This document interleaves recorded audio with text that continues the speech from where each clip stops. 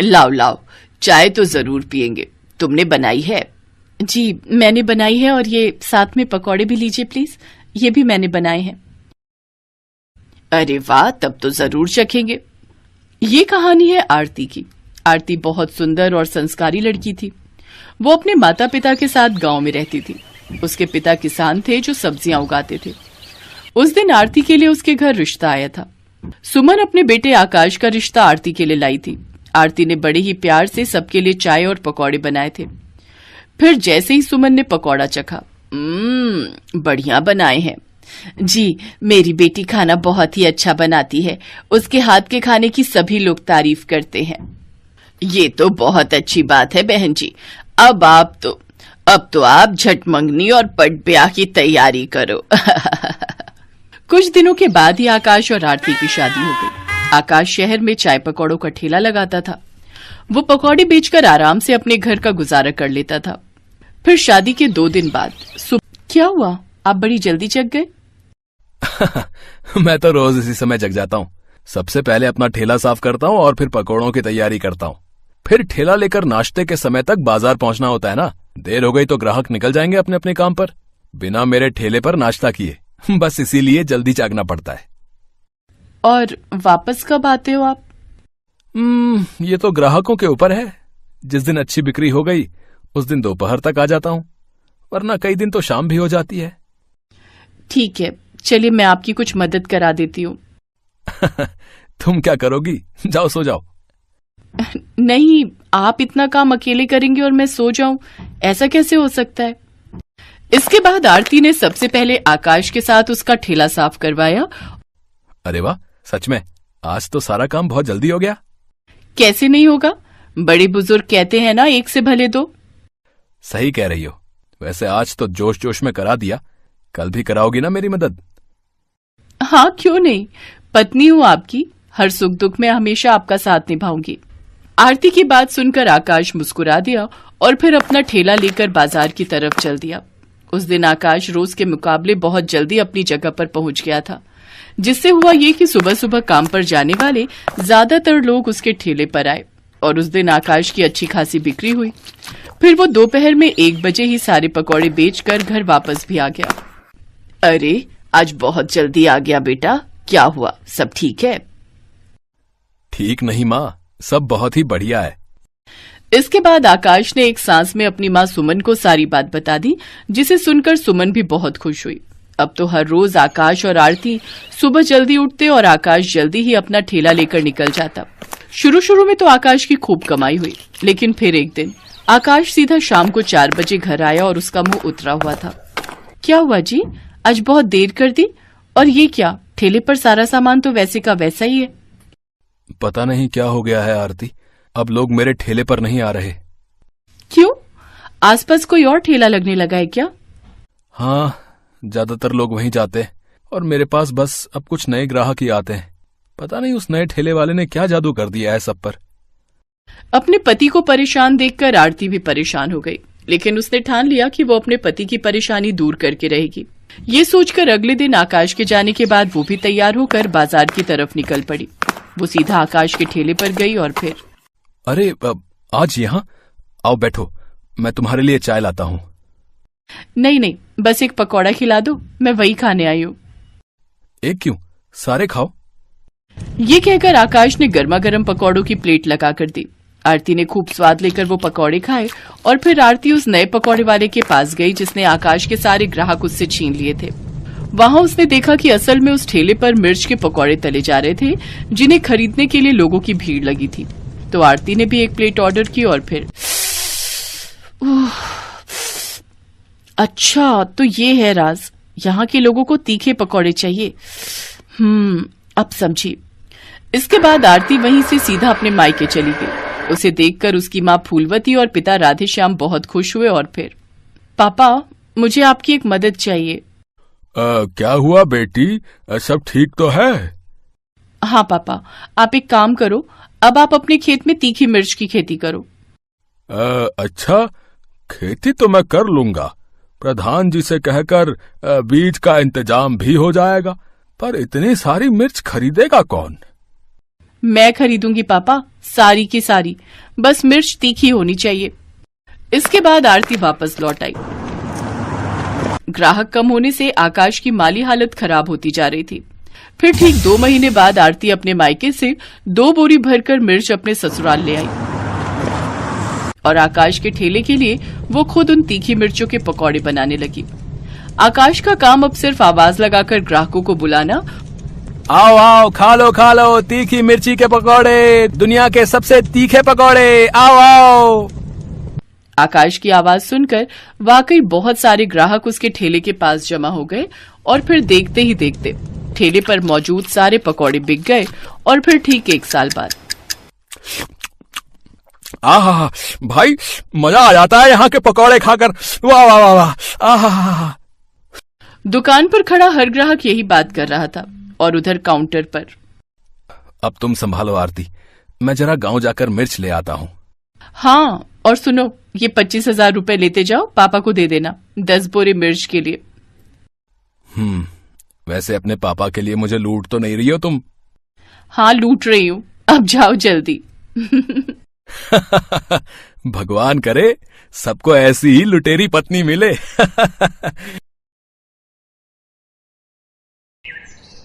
पूर्णिमा एक छोटे से गांव में रहने वाली साधारण सी लड़की, जो अब मुंबई जैसे बड़े शहर की एक मॉडर्न फैमिली में शादी होकर आ तो गई, पर उनके व्यवहार को अभी जानते हुए उसे एक ही दिन बीता था। मम्मी, आपको पता तो था कि भाभी शुरू से ही गांव में रही है, आपने फिर भी विकास भैया से उनकी शादी करवा दी। पता नहीं, मुझे तो लगता है तुम्हारे बाबूजी के ऊपर इसने और इसके पिता ने कोई जादू टोना कर दिया था, तभी तो गांव गए और इस गवार का रिश्ता लेकर आ गए। पर फंसा तो मैं ना, मेरे सब दोस्त कितना मुझ पर हंसेंगे कि मैंने शहर की मॉडर्न लड़कियां छोड़कर गांव की गवार से शादी कर ली। ये सब पापा की वजह से हुआ है। वो तो मेरे ऊपर जबरदस्ती कर रहे थे, अगर मैं शादी के लिए हाँ ना करता तो बोल रहे थे कि मुझे एक फूटी कौड़ी नहीं देंगे। अब क्या कर सकते हैं बेटा, अब तो शादी हो गई है। तभी कलावती की छोटी बहन आशा आ जाती है। बहुत कुछ कर सकते हैं दीदी, हमारे पास विकास की दूसरी शादी करवाने का भी ऑप्शन है। वैसे भी मुझे नहीं लगता ये पूर्णिमा ज्यादा दिन यहाँ टिकेगी, क्योंकि इसको तो हमारे शहरी शौक पता ही नहीं है। एक काम करते हैं, कल सबका खाना कर रहे हैं ना, बहू से पास्ता बनवा लेते हैं। इसने तो आज तक पास्ते का नाम भी नहीं सुना होगा। मौसी जी ठीक कह रही है मम्मी, हम भाभी से पास्ता बनवाएंगे। आप तो ना उनको शर्त रख देना कि अगर वो पास्ता बनाने में फेल हो गई तो फिर उन्हें मायके रहने भेज देंगे, बस फिर पीछे से हमारा काम हो सकता है। मम्मी प्रियंका ठीक कह रही है, आप पूर्णिमा के सामने यही शर्त रखो कि अगर वो कल सबके लिए पास्ता नहीं बना पाई तो आप उसे कुछ महीने के लिए मायके छोड़ देंगे। मम्मी, मुझे किसी भी तरह से उस गवार से पीछा छुड़ाना है और अभी कुछ समय के लिए तो आप उसे उसके गांव भेज ही दो। सबने मिलकर सोच लिया था कि किसी भी तरह पूर्णिमा को उसके मायके भेज कर ही रहेंगे। शाम को कलावती ने पूर्णिमा को अपने कमरे में बुलाया और बोली, पूर्णिमा, कल जो हमारे घर मेहमान आ रहे हैं उनमें तुम्हारे ससुर जी के भी दोस्त हैं और विकास के भी, तो इसलिए कल तुम्हें सबके लिए स्पेशल पास्ता रेडी करना है। तुम्हें पास्ता बनाना आता है ना? पास्ता? वो मैं... क्यों, कोई परेशानी है? देखो, कल अगर तुम पास्ता बनाने में फेल हो गई और तुम मेहमानों के लिए पास्ता नहीं बना पाई तो हमारी ये शर्त रहेगी कि तुम अगले 6 महीने तक अपने मायके में रहोगी और फिर तुम जब तक सारा शहरी खाना, पास्ता, नूडल, पिज्जा, चाउमीन वगैरह वगैरह बनाना सीख नहीं जाओगी तब तक यहाँ वापस मत लौटना। अरे दीदी, पहले बहू को पास्ता बनाने तो दो, क्या पता ये बना ले और इसे मायके जाने की नौबत ही ना आए। जाओ बहू, तुम कमरे में जाकर आराम करो, कल फिर सबके लिए पास्ता भी बनाना है ना। पूर्णिमा अपने कमरे में चली जाती है। कलावती और आशा एक दूसरे को देखकर हंसने लगती हैं। अगले दिन रसोई में पास्ता बनाने की कोई तैयारी नहीं थी और ना ही पूर्णिमा की कोई मदद कर रहा था। पूर्णिमा अकेले ही रसोई में खड़ी थी। तभी उसके ससुर अपने हाथों में कुछ थैले पकड़े हुए वहां आ जाते हैं। पूर्णिमा बहू, ये लो पास्ता बनाने का सारा सामान, मैंने जो जो समझ में आया सब कुछ खरीद लिया। अब ये सब मिलकर बनाते रहते हैं तो मुझे इतना तो पता ही रहता है कि पास्ता में क्या क्या सामग्री डलती है, पर बनाना मुझे नहीं आता। ये कोशिश तो बहू तुम्हें खुद ही करनी होगी। पापा जी, आपने मेरे लिए इतना सोचा, मेरे लिए यही बहुत बड़ी बात है। पापा, मुझे आशीर्वाद दीजिए कि मैं इस परीक्षा में पास हो जाऊं। बिल्कुल बहू, मेरा आशीर्वाद तुम्हारे साथ है, तुम इस परीक्षा को जरूर पास करोगी। अब समय आ गया है बहू, सबको पता चल जाना चाहिए कि हमारी बहू कौन है। सब लोग हॉल में नई बहू के हाथ का पास्ता खाने का इंतजार कर रहे थे। मम्मी, मैं एक बार किचन में देख कर आती हूँ, भाभी से पास्ता बना भी है या नहीं। वैसे मुझे नहीं लगता कि उन्होंने पास्ता बनाया होगा, वो तो देसी खाना ही बनाना जानती हैं। हाँ हाँ, देख कर आ कि आखिर रसोई में इतनी देर से कर क्या रही है। प्रियंका जैसे ही किचन में जाने लगती है, तभी वो पूर्णिमा को अपने हाथ में पास्ता सजाकर लाते हुए देखती है। पास्ते की खुशबू पूरे घर में फैल रही थी। अरे वाह, बहू, पास्ते की खुशबू तो बहुत बढ़िया आ रही है। अब जल्दी जल्दी मेहमानों को सर्व कर दो और मुझे सबसे पहले देना। हाँ। जी पापा जी। वैसे मम्मी जी, आपके पास्ते में ऊपर से कुछ स्पाइसेस जैसे चिली फ्लेक्स, ऑरिगेनो वगैरह ज्यादा छिड़कना है या फिर आप अपने टेस्ट के अकॉर्डिंग ले लोगे? विकास, मैंने आपके लिए रेड सॉस पास्ता भी रेडी किया है। मुझे पता है आपको रेड सॉस पास्ता बहुत पसंद है एक्स्ट्रा चिली के साथ। और प्रियंका, मैंने तुम्हारा भी अलग पास्ता बना दिया है जिसमें वेजिटेबल्स कम है। ये लीजिए पापा, आपका हल्के मसाले वाला पास्ता। मैंने सबके टेस्ट के अकॉर्डिंग अलग अलग पास्ता रेडी कर दिया है। मौसा जी, ये लीजिए आपका पास्ता। मैंने साथ में और भी डिशेस बनाई हैं, वो भी आप टेस्ट करके देखिएगा। हाँ हाँ, पर तुम इतना सब कुछ? पूर्णिमा पास्ता बनाना जानती है और वो भी इतनी तरह के, ये बात कुछ समझ नहीं आ रही। तुम ठीक कह रही हो दीदी, अभी तक ये माजरा मुझे भी समझ में नहीं आ रहा। ये तो गांव की लड़की है, इसे इतना बढ़िया पास्ता बनाने कैसे आ सकता है? मम्मी, पास्ता तो बहुत टेस्टी बनाया है भाभी ने। इसका तो टेस्ट ऐसा लग रहा है जैसे किसी फेमस शेफ ने बनाया हो। पूर्णिमा के ससुर अपने कुछ जान पहचान के लोगों को पूर्णिमा से मिलवाते हैं। उन्हीं मेहमानों में से एक औरत पूर्णिमा का नाम लेते हुए बोली, शेफ पूर्णिमा, आपकी बहू है best chef of the year का ताज पहनने वाली शेफ पूर्णिमा। मुझे तो सचमुच तुमसे मिलकर बहुत खुशी हो रही है। तुमने जो रेसिपी अपनी साइट पर डाली थी ब्रेड का पिज्जा बनाने वाली, वो मुझे बहुत पसंद आई थी। मैंने उसे ट्राई भी किया, बहुत टेस्टी बना था वो। Thank you aunty. वैसे जब से अभी शादी हुई है तब से तो मैंने अपनी साइट खोल कर ही नहीं देखी, कुछ काम ही नहीं किया उस पर। अब फिर से कंटिन्यू करूंगी। और थैंक यू, आप सबके प्यार से मुझे इतनी प्रेरणा मिलती है कि मैं आगे और भी नई नई रेसिपीज डालती रहूंगी। पूर्णिमा की बातें सब गौर से सुन रहे थे। सब लोग हैरान रह गए कि जिस पूर्णिमा को वो गांव की गंवार समझ रहे थे, वही गांव में पली बढ़ी पूर्णिमा अपने हुनर से बहुत सी कुकिंग प्रतियोगिताएं जीत चुकी थी और शेफ ऑफ द ईयर का अवार्ड भी उसे मिल चुका था। सब लोगों के जाने के बाद पूर्णिमा अपने बारे में बताती है, पापा जी ने ही मुझे मना किया था कि मैं आप सबको अपनी सच्चाई ना बताऊं। आप सबने मुझे प्यार दिया ही नहीं। आप सबने सोचा ये तो गांव की लड़की है, इसे कुछ नहीं आता होगा। पर ऐसा नहीं है मम्मी जी, गांव की लड़कियां भी बहुत पढ़ी लिखी हो सकती हैं, अच्छे मुकाम पर पहुंच सकती हैं। मुझे बस आप सबकी सोच को बदलना था।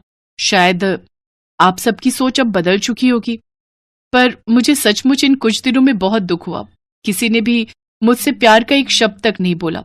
सब मुझसे नफरत ही करते रहे, मुझे इस घर से निकालने की कोशिश करते रहे। मैं अपना घर छोड़कर यहाँ आई आप सबका प्यार पाने के लिए, अपनी पूरी जिंदगी यहाँ बिताने के लिए। पर आप सब तो मुझे यहाँ से निकालने के लिए प्लान कर रहे थे, मैं सब जानती हूँ। अचानक बोलते बोलते पूर्णिमा बहुत तेज रो पड़ी। उसके साथ साथ कलावती, प्रियंका, आशा सब रो पड़ी। विकास को भी अपनी गलती पर बहुत पछतावा था। सब बहुत शर्मिंदा थे कि उन्होंने पूर्णिमा के साथ कितना बुरा व्यवहार किया। सब पूर्णिमा से माफी मांगते हैं। हमें माफ कर दो पूर्णिमा बहू, हम सचमुच बहुत गलत थे। हमने तुम्हारे साथ बहुत गलत किया। आई एम सॉरी भाभी। रो मत बहू, हम सचमुच अपनी गलती पर बहुत शर्मिंदा हैं। मैंने भी गलत किया, मुझे माफ कर दो पूर्णिमा। I am so sorry. सबको अपनी गलती का एहसास था। इसके लिए पूर्णिमा सबको माफ करके अपने जीवन की नई शुरुआत करती है।